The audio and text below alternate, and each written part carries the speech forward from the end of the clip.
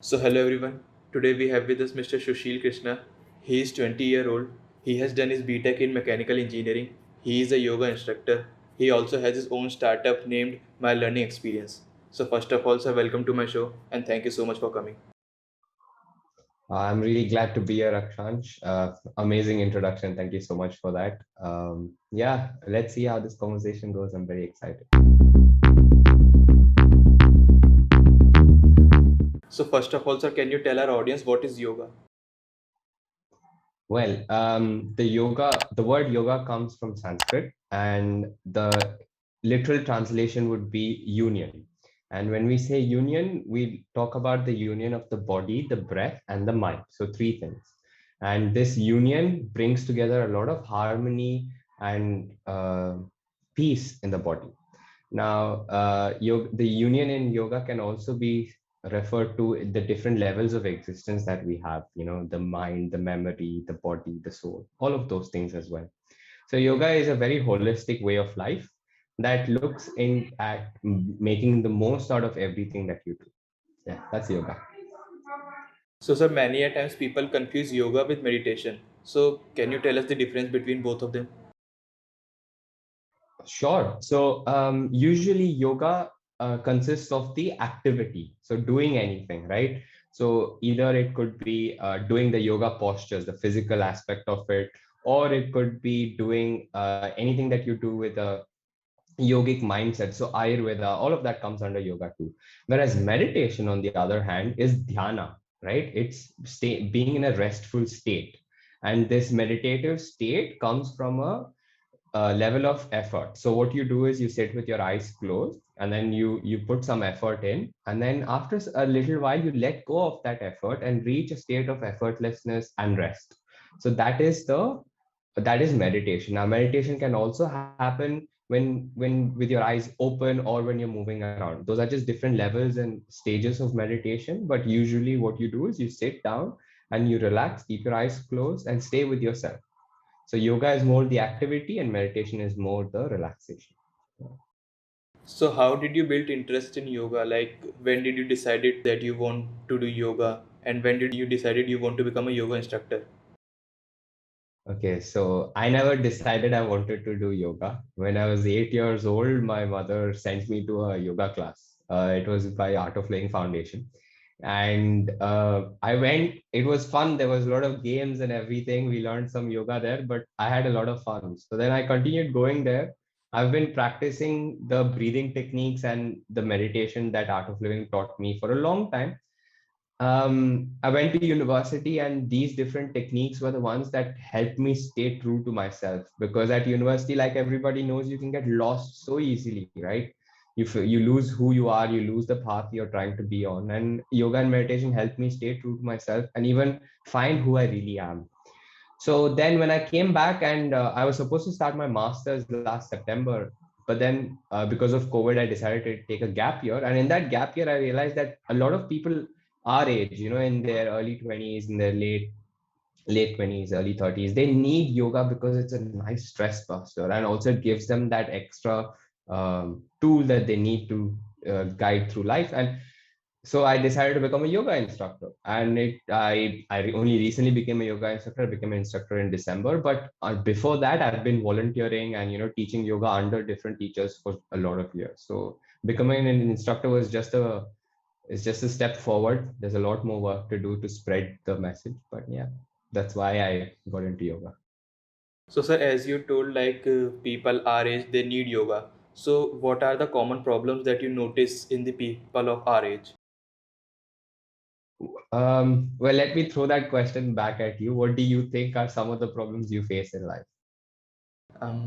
Like depression, all of our generation they are seeking online presence. They want validation.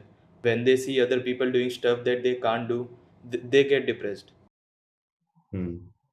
The word depressed or depression is a very strong word, right? Medically speaking, it's a very strong word. So I would say we'll term depression as, being sad or not being able to, um, being sad and not being okay, things like that, right? Like you said, there's a need for validation, and when you don't get it, you're upset, you're sad.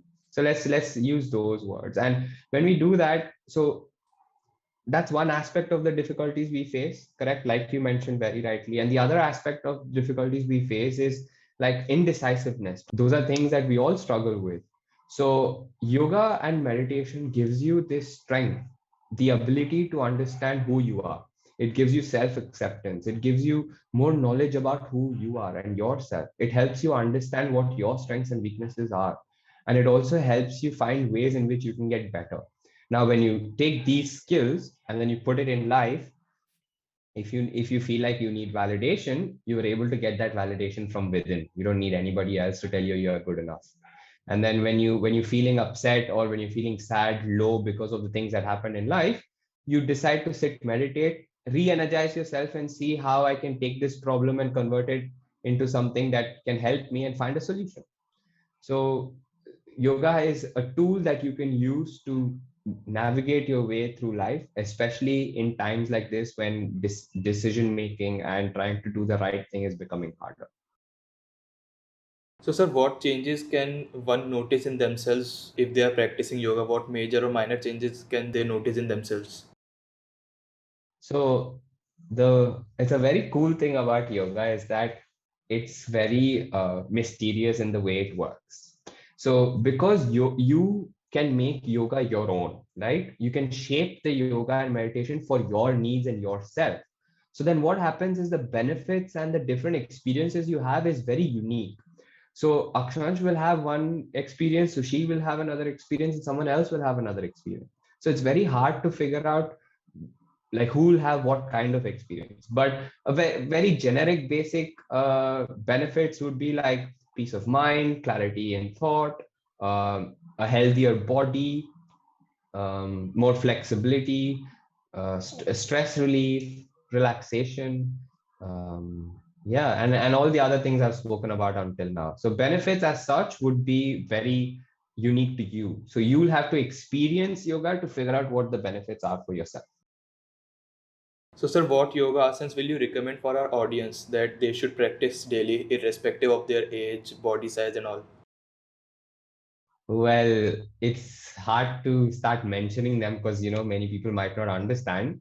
But if you want, you could just go on to my Instagram. I make videos on simple yoga poses that you can do sitting on a chair, that you can do, when you need a break. And you can probably use those. And very basic ones would be like, there are very like neck stretches, shoulder stretches, a little bit of wrist exercise, eye exercise. All of this will help you stay a little bit more flexible, even when you're working from home, all of that. And different age groups, even I've seen 75-year-old people doing yoga asanas that I can't do. So it really depends on the person and not the age group. So yeah, So, sir, what do you think? What is the future of yoga worldwide? this is an interesting question. Well, I think there's a lot of distortion in what yoga really is, in people's understanding of yoga. Because one of the cool things about yoga is that you can understand what yoga is for yourself, right? But that will also becomes a bane, because then people's interpretation of yoga changes, and there's a lot of distortion in what yoga is. So I think the future of yoga is in the hands of the youth. If we focus ourselves to figure out what the best version of yoga is, because yoga is something that is very unique to India, and it's something that comes from our scriptures and it comes from our history. So if we can figure out what the purest form of yoga is, and then learn that and then spread that between people, then that will help remove that distortion that exists today. Like, because of the widespread understanding and use of yoga, now everybody's talking about it. But now the next step is to make sure we're doing the right things and we're not letting it get distorted. That's the future. And I also think that eventually every single person in this world will be practicing yoga at home and teaching their kids about it, because the benefits of yoga are amazing and it's an experience rather than something I can tell you. So you need to come and experience it. So, as you said, like everyone in this world will be practicing yoga. So, do you think yoga will replace gymming and all these things that we see right now youngsters are towards? No, I mean, gymming is also a form of activity, right? Like, just because we play sports doesn't mean we don't go to the gym. Just because you swim doesn't mean you don't do something else. So, yoga is just going to become another aspect of it. That's the misunderstanding, right? Yoga is not just physical, yoga has a lot of other benefits. So, when people start experiencing those benefits, you can go for your nice 45-minute, 1 hour gym session, come back, stretch, do some yoga, and meditate. The experience is amazing. I've done it when I was at university. I used to go to the gym in the morning for 45 minutes and then come back, do my stretches and meditate. So it's a mix of both. Yoga can adapt itself into any form of activity that you do. So yeah, I don't think it'll replace. I think it'll become a part of their lifestyle. It'll get added on. So you have also founded a company. So first of all, can you tell us about your company? Sure. Well, the learning experience is actually a partnership company. I run it with one of my friends from university, and the goal is to aid in easier education. So there is a lot of imbalance, right? If you go to a good school, then the type of education you receive is completely different to if you go to a, say, a low income school. So we want to remove that discrepancy, and with the use of internet we can do that very effectively. Someone sitting in some village not being able to get access to a very good school can use the internet as a means to get those resources that a person going to a very good school in the city can. So we're trying to find a way to bridge that gap so that people don't feel like there is a gap in their education just because of the kind of schools they went to. So that's one.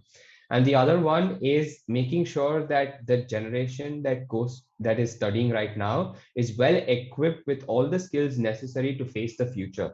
Because one of the very important things to understand is that most of the jobs that the generation in school right now will be doing aren't don't even exist right now.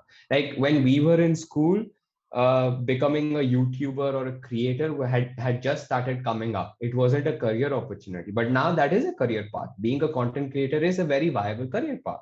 So things like that, there will be jobs that turn up, and those jobs will be ones that the generation right like us right now can't even imagine.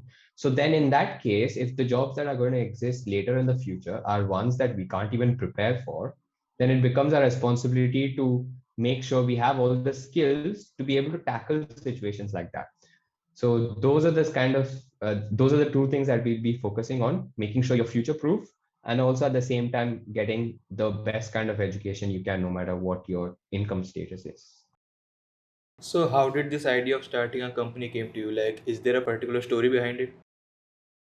It's a nice story. I mean, I was someone who struggled a lot in school because every time something changed, when we went from like seventh, eighth into ninth, 10, I couldn't cope between the change in portions and all that. And then when I went from school to university, again I struggled to catch up and stay with the university curriculum. So I always felt like there was a need for a skill-based education to help bridge these gaps. And my friend Ashna, she was focused more on things like financial literacy, because you go out today and you're trying to take a loan, you don't understand how loans work in the bigger sense, right? What about mortgages? You don't understand things like that. So she wanted to bring basic life skills into education. So we were just sitting one day in her room and trying to think about how we can do better, and that's how the learning experience came about. First, what we did was we wanted to bridge the gap, right? The gap that exists in the education system. So we created a website called My Learning Hub. In that, you can get resources to videos, notes, past paper questions, quizzes, all of that for free. And it's all on the internet, and you have it for main few subjects in the Indian curriculum and the British curriculum. So we built that first, and then now we're building a second product which will go live in August. So yeah, the main idea came from the experiences that we went through when we were going through school. So, sir, do you have someone as your idol or motivation? Like, you look up to someone and you say, like, I want to become like him. Well, there's not one person. There's a few of them.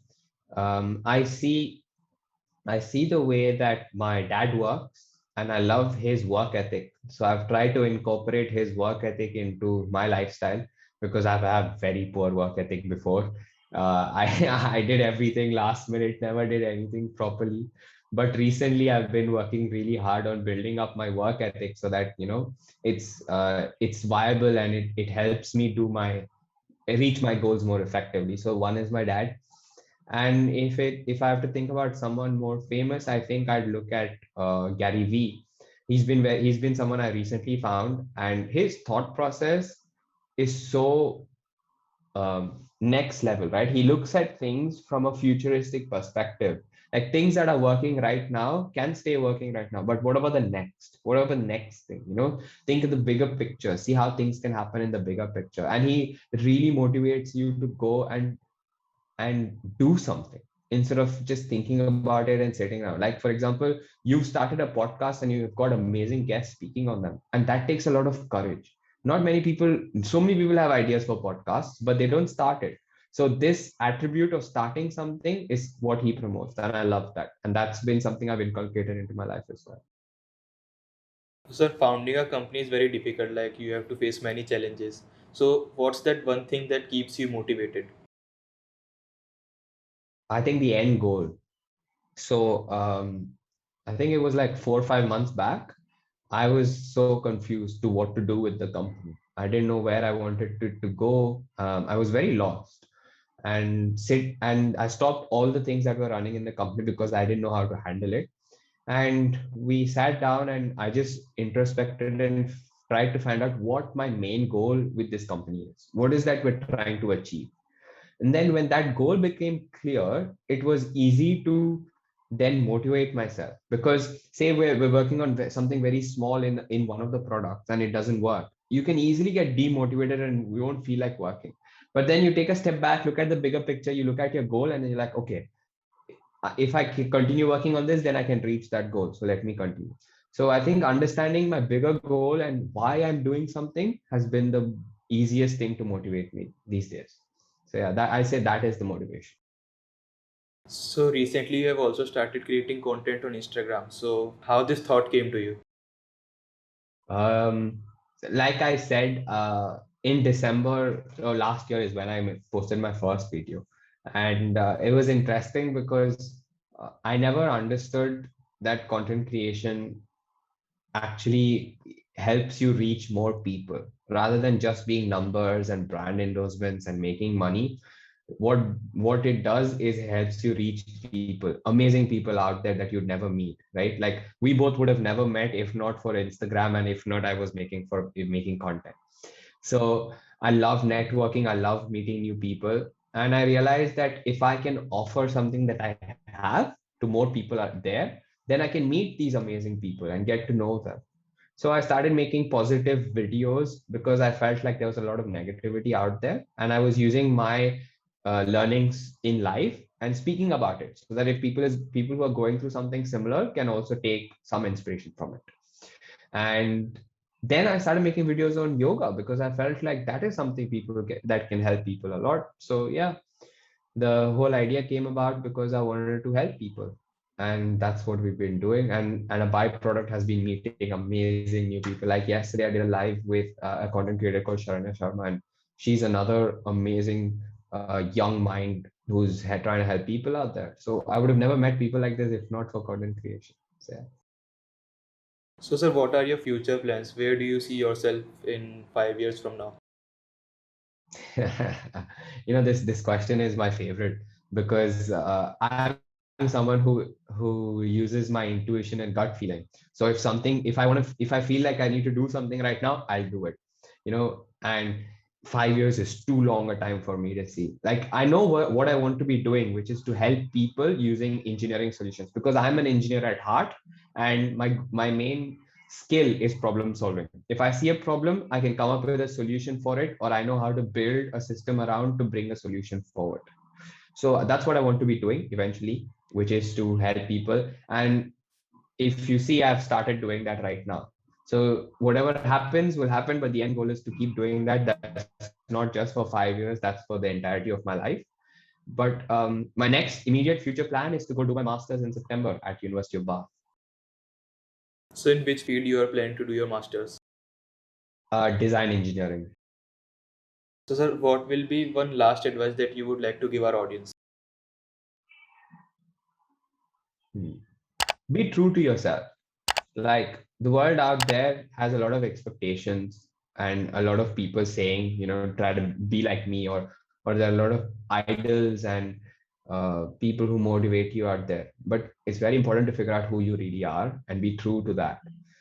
Because if say you are someone and you accept that, then there's a lot of positivity that can build from there.